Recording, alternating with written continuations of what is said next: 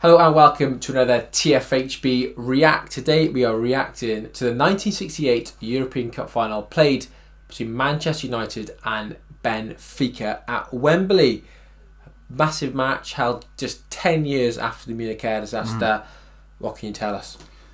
Well, I think this is the end of a story, isn't it? The start of the story is 10 years earlier, 1958. Manchester United, full of quality players, called the Busby Babes, a lot of young players, led by Sir Matt Busby, are involved in a tragic air disaster on the runway in Munich. A whole heap of players are lost to that, and it's so sad, and they rebuild in 10 years. They win a couple of league titles in the interim, but they never win that European Cup that they almost certainly would have won in 58. 10 years later, though, they go to the European final again, and this time they actually achieve that. And what we're going to watch, I haven't watched the detail of footage of it so much anyway myself. No. Is this time that they actually succeed in this and they lift the trophy. And I think they had very much the whole of, certainly probably Europe, definitely Britain, behind them to complete the journey. Let's watch it then. And at Wembley, later on Colour. that glorious day, the cup they wanted was the European Cup. British flags there, isn't it? Expectant fans packed the stands to see great football. Bobby Charlton and Coluna exchanged Manchester United and Benfica pennants. Playing a blue kit, United. This is interesting. Both in away kits. Soccer had arrived. United playing in blue kicked off. United launched directly into attack. Bobby Charlton took the ball into Benfica territory. Oh. Dangerous moments as the Portuguese defence tried to clear. United a bit more ball playing. Yes. To start with. Now Benfica came away. That mighty danger man Eusebio sent in a scorcher. It ricocheted off the crossbar. What an escape! Ooh. Let's pause it there. So the striker we just saw a footage of is Eusebio. Yeah. Ridiculously good player with a bit of a history playing at Wembley. Of course, he lost in '66 the semi-final to England. Yeah. Bobby Charlton's England actually.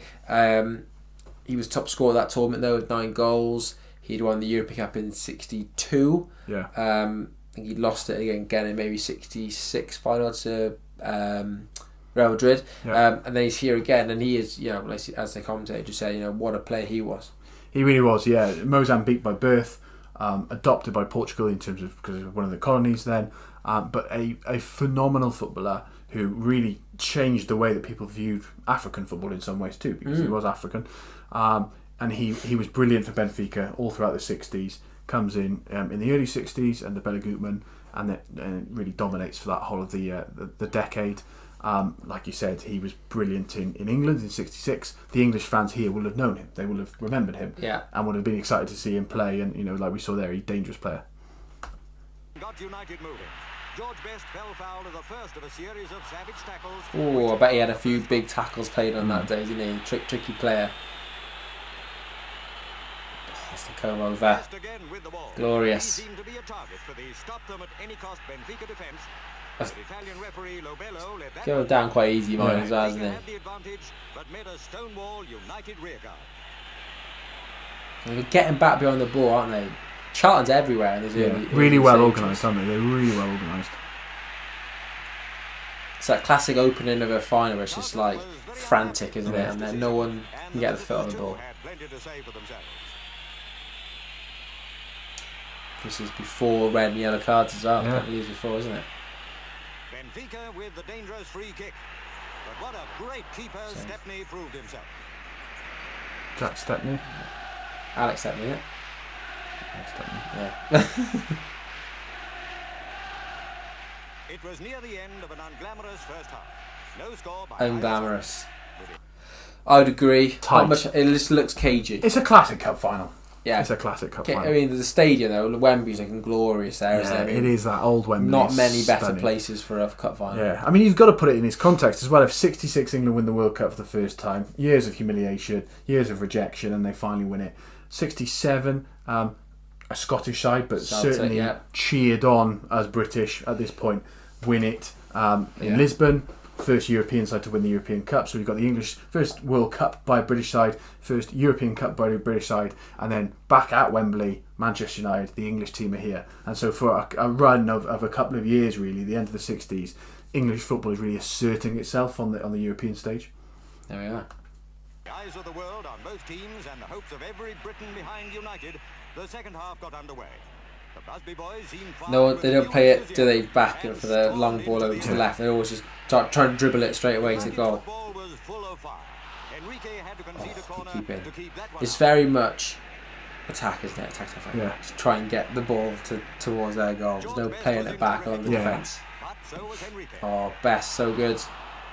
Good wing play there. United run away with the match. They too showed they meant business. To end now. United were proving the better side. Hard-working Best put the ball out to the left, where Sadler had been playing like a demon. The return centre was a beauty.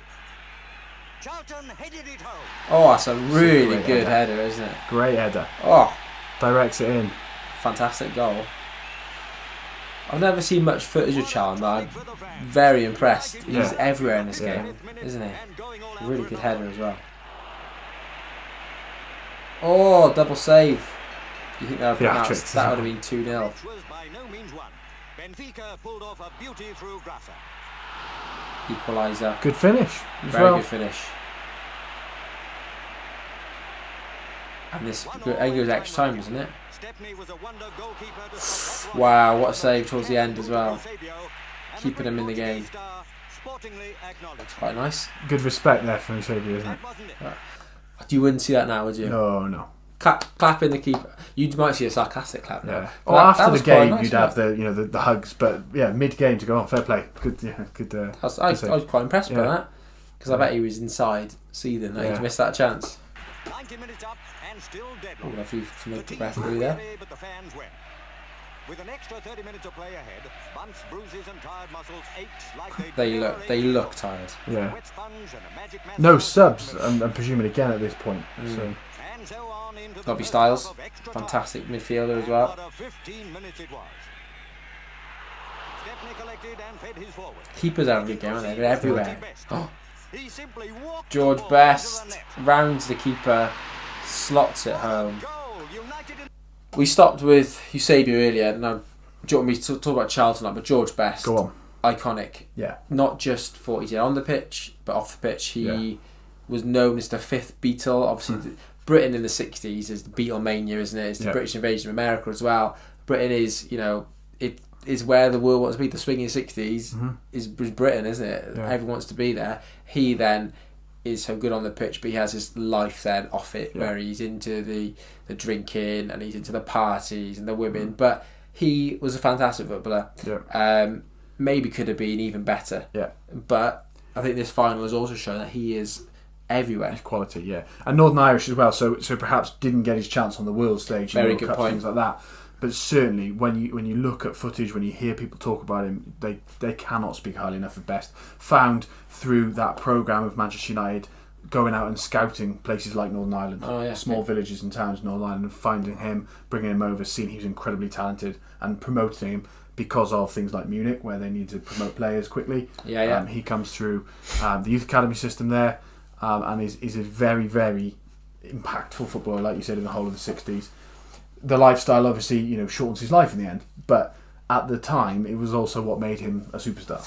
It is. He's a celebrity off the pitch, isn't it? And this is a time where footballers weren't really celebrities. No, you look at Bobby Charlton in terms of the image is not a celebrity image compared to George Best. Yeah, definitely not. Yeah. But I mean, what a penny, wins the Ballon d'Or this season as well.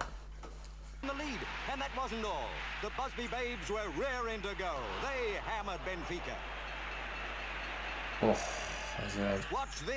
winning every ball now. Oh, 3-1. That's the game, isn't it? There. My how they cheered Kid, the birthday boy, for that super header. Even Stepney joined the birthday boy as well. Fantastic. Had nearly been extinguished, but where United finished, not on. There's no. Oh, what a finish! Bobby Charlton, flipping out. 2 in the final for him. They were supreme soccer champions of Europe. At last, There's Busby. maestro of Manchester. Right, top of there. So first of all, United obviously won 4-1. It's nice to see a team in extra time just Go for it, yeah. going for it. Yeah, Not yeah. playing cagey football, just going, I was going to win this game. Yeah. 3 goals in extra time, Yeah. wins at 4-1, makes the scoreline look comfortable in the end. Yeah. It was pretty cagey 90 Yeah. minutes. And then, obviously, we got Matt Busby there. Yeah, they complete the journey. He must have been overwhelmed with emotion. Yeah, of course. To have been in the Munich Air Disaster, survived, Yeah. but seeing half his team killed, Yeah. to build that team up takes only certain individuals can do something like that. He nearly loses his life. He certainly nearly loses his career. He talks about walking away from football, and it's only, I think, his wife sort of challenges him and says, "You can't leave it like this. You've got to go back and rebuild," and he does. And it's a 10-year rebuild program that certainly nowadays managers don't tend to get a 10-year program to build a side. 10 weeks these days, eh? To see this, I think both of us aren't big United fans, but you cannot stop but respect this and becoming the first English side to win the European Cup. Many more follow, and many more have, and Liverpool have overtaken United now in terms of how many times they've won it. But this is the first step. This is celebrate, like we said, across Britain, not just Scotland doing it the year before, but England doing it this year. And symbolic that it's exactly 10 years afterwards. Exactly 10 years later. Pretty amazing. Yeah, on home soil, really. United had groomed a team great enough to beat Europe's best. He was king of soccer. His George wonderfully Best young with men him. were all princes.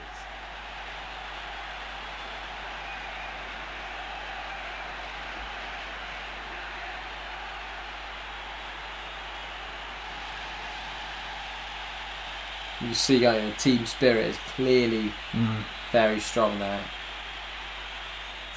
How they cheered Up the as famous Bobby Charlton steps. led his men up to receive the handsome outsized trophy. The Charlton captains as well. Well, that's a captain's performance. I mean, It is, it really is. The football associations handed it over. This victory didn't belong only to Manchester United supporters. This was a Oh, win there you for go. Great Britain. Britain claiming it for themselves. And it's the classic trophy as well. What I like about it, obviously, trophies have changed over time. Jules Rimet, Yeah. 66. The trophy they raise looks different to the World Cup we know. Here, they're raising big ears, the Champions League that we know and love. Obviously, a different version of it, but still. Together spell great. I'd like to go off there, haven't I? With put a spotlight on it. There And you the go, classic end. image again of the trophy on the head, isn't it? Because most trophies back in the old days were like small. Yeah. Jules Rimet was small. The Yeah. first European Championship was Very quite humble, small. isn't it, trophies, but this is big. This one's like, well, the European even the first European Cup was relatively small. This is amazing, and obviously, what an amazing achievement though, Yeah. winning that 10 years after Munich, and it's also for Benfica. It proves the old curse is true. Yes, yeah. Bela Gutmann walked out of the club in 61. Not in 100 years will Benfica win another European trophy, and they still haven't. We're now in They lost like 2024. 10 finals, more, Yes, maybe more. Between 8 and 10, something like Yeah. that. Finals of all sorts. People say they broke it with the under-17s winning it, but hey, I we don't yet think to so. see it. Yeah, we yet to see it in the men's team, senior men's team. So yeah, well, you know what? For a Liverpool fan, I really enjoyed watching that. Good, good performance all round. excellent, Both sides went for it. Really good goals as well. But yeah, really enjoyed that one. If you have any ideas what you'd like us to watch next, please let us know in the comments below. Thank you so much to British Pathé for letting us watch this video. Really enjoyed it. Looking forward to the next one. Definitely. Fantastic. We'll see you again for the next one very soon.